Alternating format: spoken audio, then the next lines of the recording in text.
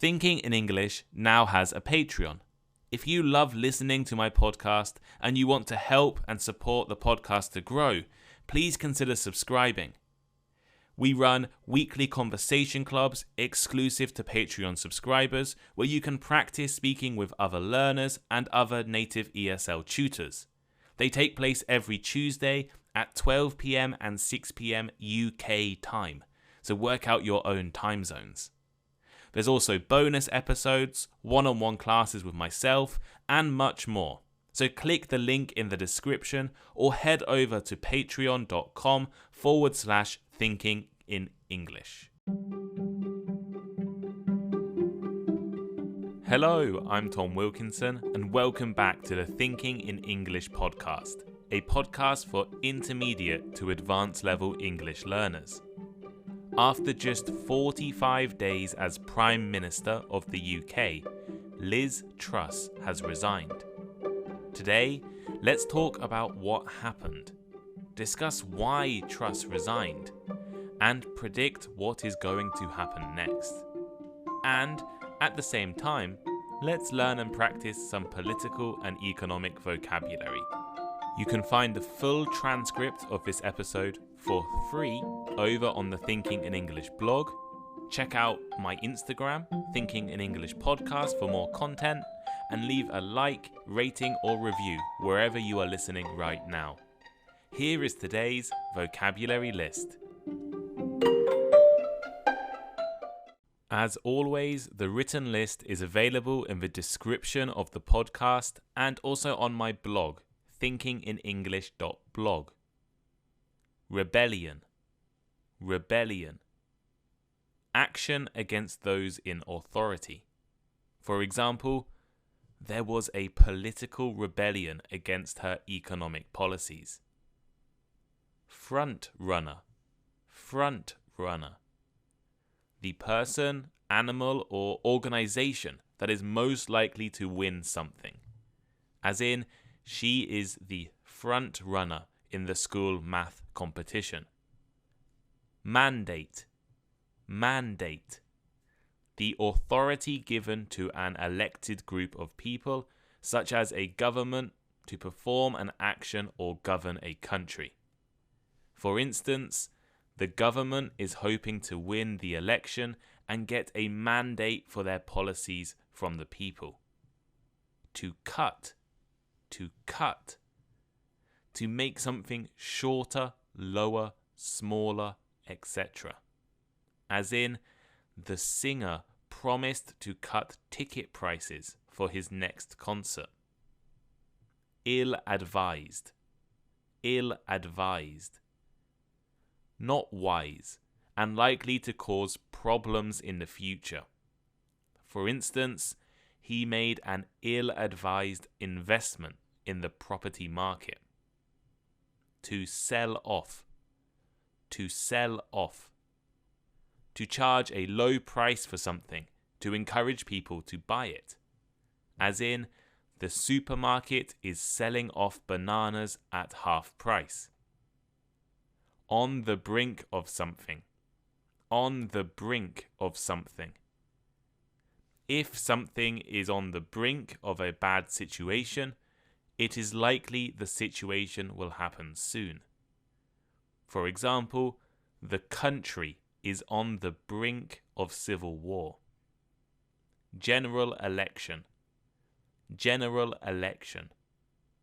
An election in which the people living in a country vote to choose the government. As in, the general election will be held next year.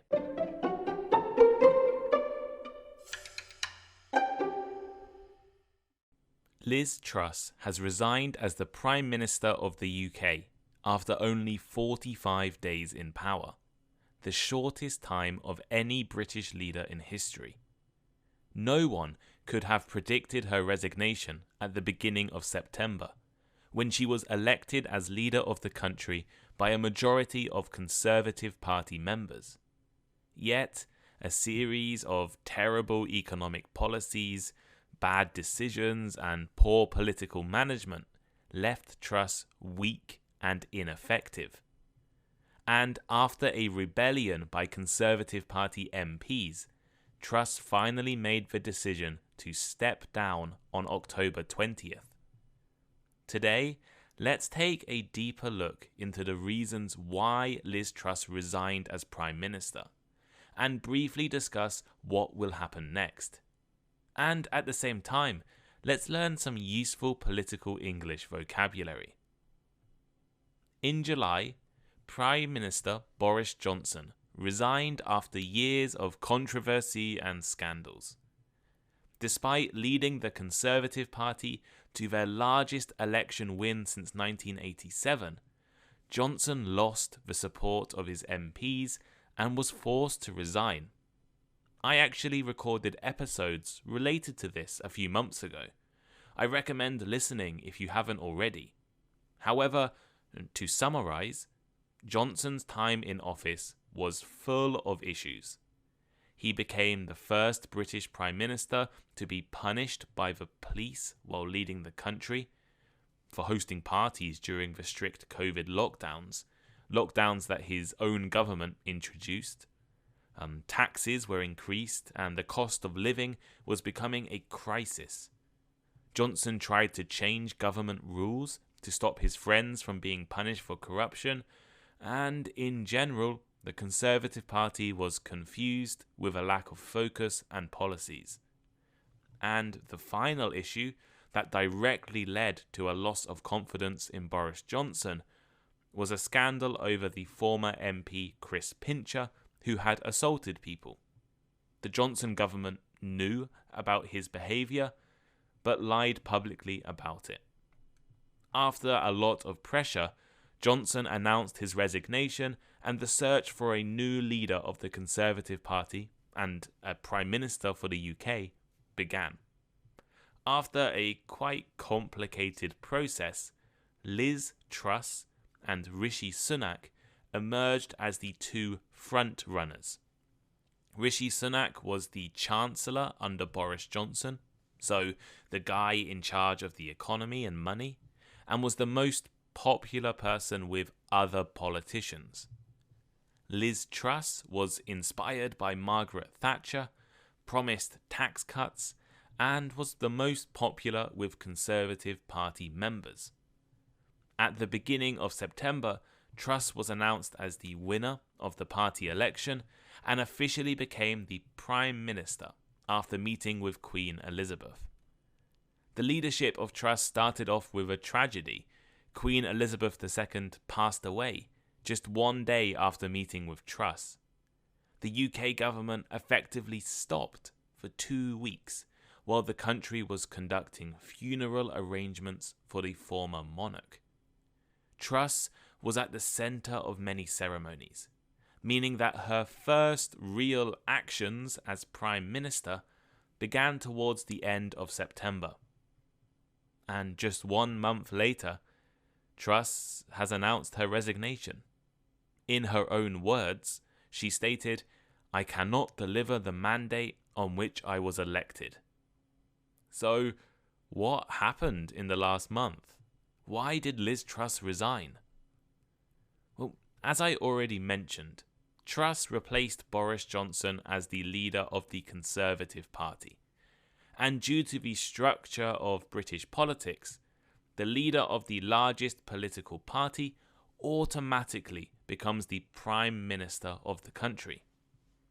This means that Truss did not win a general election. She was not voted for, or her party was not voted for by everyone. Boris Johnson, despite his controversial behaviour, had a mandate from the whole UK after winning a general election in 2019. But Truss only had the support from just over half of the Conservative Party members. Truss won the support of the Conservative Party members with an economic plan that only appealed to them.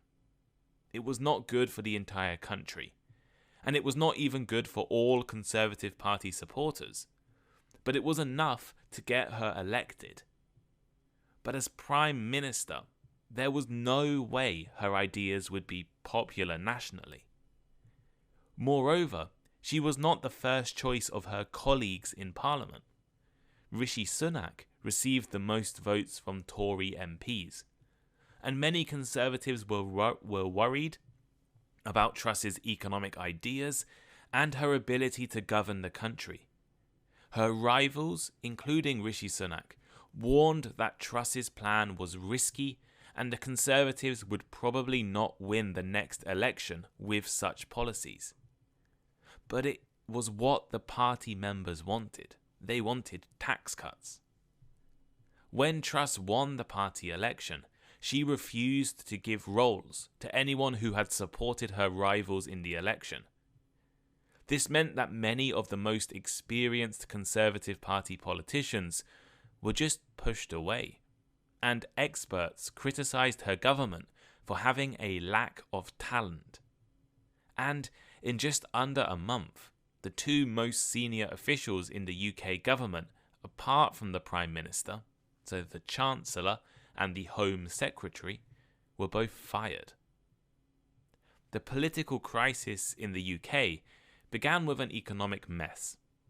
Truss inherited an already struggling economy.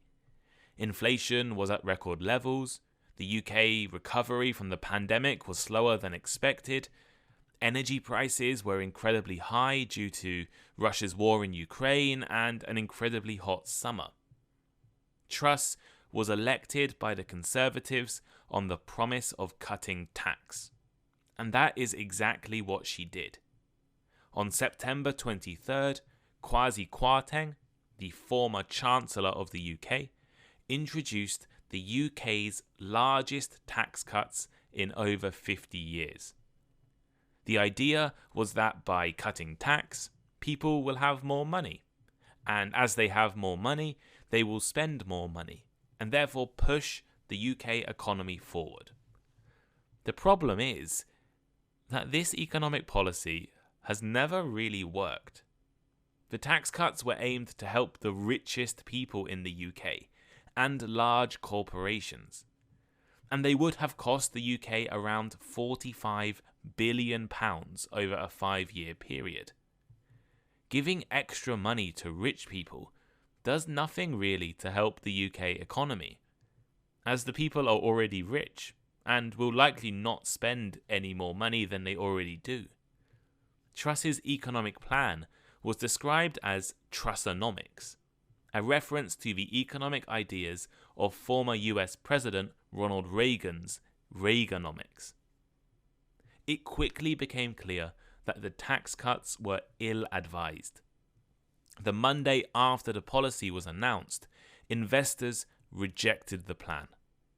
International financial markets began to sell off UK assets, pushing the Great British Pound, the UK currency, to a value of just $1.03, the lowest ever level. Investors also began selling UK government bonds, something that rarely happens, as government bonds are usually considered safe investments. The sell-off was so extreme that the UK Central Bank, the Bank of England, was forced to purchase £65 billion of bonds to calm the markets and rescue the UK pension scheme. In fact, the pension scheme was on the brink of collapse. The International Monetary Fund publicly criticised the UK government's policy, an unprecedented action against one of the world's biggest and most influential economies. According to the IMF, the nature of the UK measures will likely increase inequality. Although initially standing by the policies, then Chancellor Kwasi Kwarteng announced a partial reverse of the policy on October 3rd. The government's reputation had become so bad that Liz Truss was recorded as being the least popular Prime Minister in UK history.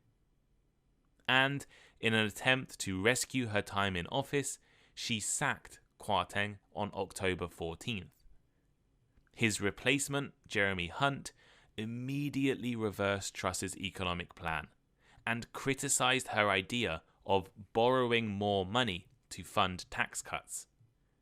In the days before her resignation, there were articles across the media describing Liz Truss as powerless, and stating that Jeremy Hunt was now the unofficial Prime Minister. One MP reportedly told the BBC that Jeremy Hunt is de facto PM. I don't see the point of Truss.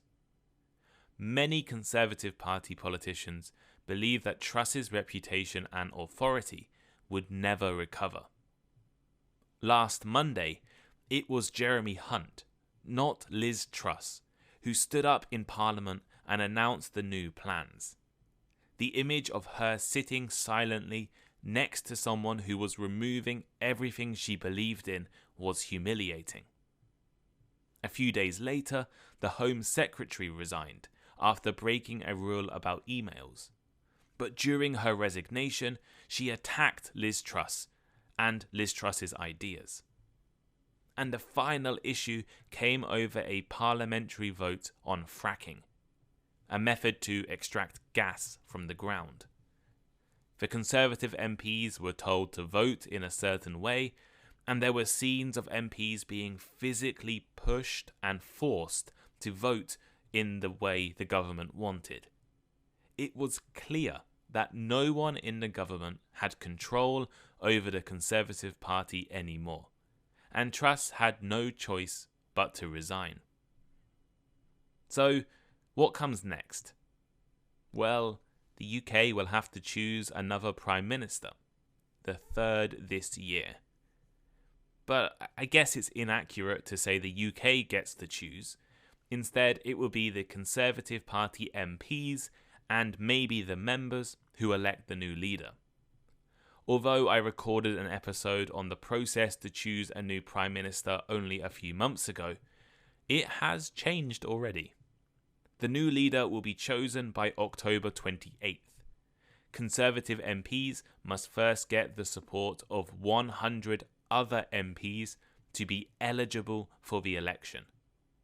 As there are 357 Tory MPs currently, this means a maximum of 3 candidates can be chosen. If there are at least 2 candidates after all the MPs have voted, then an online election will be held, allowing Conservative Party members around the country to vote.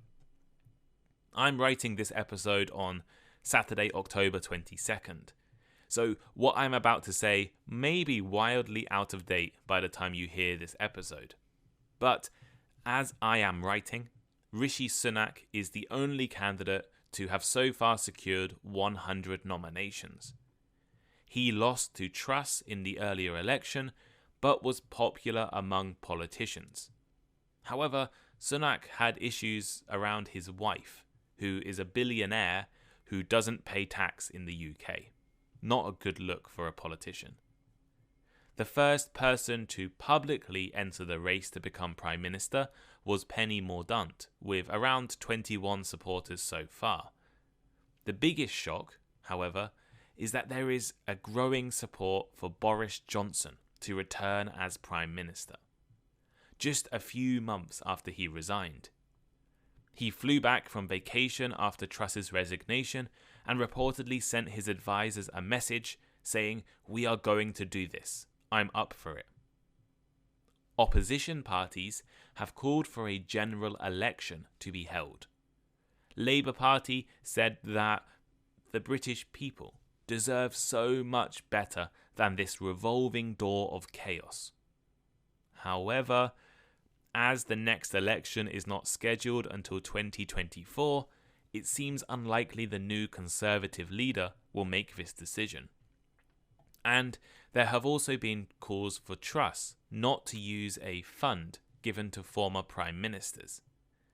Former Prime Ministers are allowed to use up to £115,000 a year to run their office and fund activities like international meetings. But as Truss was only in office for 45 days, many people believe she shouldn't use the money. And finally, the UK economy is also uncertain. while the policy reversal has helped stop a complete economic collapse, there are still a lot of issues. Inflation is terrible. UK energy prices are increasing at record rates. And no one trusts the Conservatives.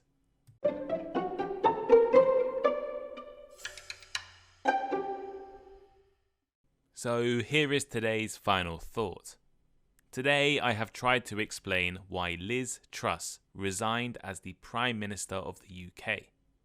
Her record in office might be one of the worst in history. She will be remembered as only leading the country for 45 days, for being the least popular Prime Minister ever, and for nearly ruining the UK economy with her policies. What happens next? No one knows. But I personally believe the UK needs a full general election. The people need to be given the choice over who the next leader of the country is. We can't let a small number of MPs and Conservative Party members make more terrible decisions for the country. But what do you think? Should Boris Johnson become Prime Minister again? Who is the worst leader in your country's history? Let me know by leaving a comment on Spotify, a comment on the blog, thinkinginenglish.blog, or leave a comment or send me a message on Instagram, I guess. You can message me on Instagram and let me know your opinions. While you're over on Instagram, check out some of the reels I upload and some of the content and some of the personal posts about my life. I went to Disneyland recently, so I put some pictures of my trip to Disneyland on Instagram. And later this week, there's going to be quite a few reels being uploaded and things like that. And as you're listening right to the end of this episode, I think I'll give you a little exclusive piece of information. We are launching a YouTube channel. So Thinking in English is going to become a YouTube channel as well as a podcast. We will be uploading the full podcasts, or some of the full podcasts, to YouTube in a read-along format, and some others in a more graphic format with images and animations. So the read-along format, you'll be able to listen to the podcast and read the transcript at real time at the same time on YouTube. And vocabulary will also pop up on the screen as well. But we are just starting, right? We're just starting this. So we really appreciate any feedback. So the first videos are scheduled to be sort of uploaded in the beginning of November. So next week. So hopefully you all enjoy it. And you'll all go over to YouTube and subscribe to Thinking in English on YouTube. And if you want to support Thinking in English, the best way is to support me on Patreon. Patreon is a platform allowing podcast listeners to support podcasters like myself. And in return for giving a small amount of money each month, you'll be able to join our conversation club. You'll be able to listen to bonus episodes every week. And if you subscribe to the highest level, you'll be able to have conversations with myself. In addition, we have discounted English classes with other ESL tutors. We have, and we're going to do so much more in the future. There's going to be courses. There's going to be background bonus information. We're thinking of doing maybe games and quizzes and lots of different things to allow you to speak in English, practice English, and make friends or make connections with other English learners around the world. We have members from Japan, Taiwan, China, Indonesia. We have members from Slovakia, from Germany, from Poland, from Italy, from everywhere. We have members from Mexico and Brazil and Venezuela and so many different places. There's people in America, there's people in the UK. And everyone is so committed to learning English, improving their skills. And I think you would love to join. So please consider joining the Patreon. It really helps me. If you can't join the Patreon, there are a few other ways you can support me. You could leave a donation if you wanted to. You could buy something off Amazon using one of my Amazon links. So if you go on to Thinking in English, and especially if you want to have a look at the books on there, you can buy something using the link. You can share with your friends, or you can just keep listening. And of course, how could I forget? Leave a rating on Spotify or a review on Apple. They are really, really important. I think we're at 3,100 5-star ratings on Spotify, which is absolutely incredible. I wonder if we can get to 5,000 by the end of the year. That would be insane. So thank you all for listening. Sorry this end conclusion bit has gone on quite long, but I pre-recorded most of the episodes for the last 3 weeks, so I haven't had the chance to talk to you guys in real time recently. And I've just moved out of my apartment as well, so yeah, it's been a stressful few weeks, but hopefully we'll get back into the swing of things with the podcast soon. So thank you for listening, and I will speak to you next time. Goodbye.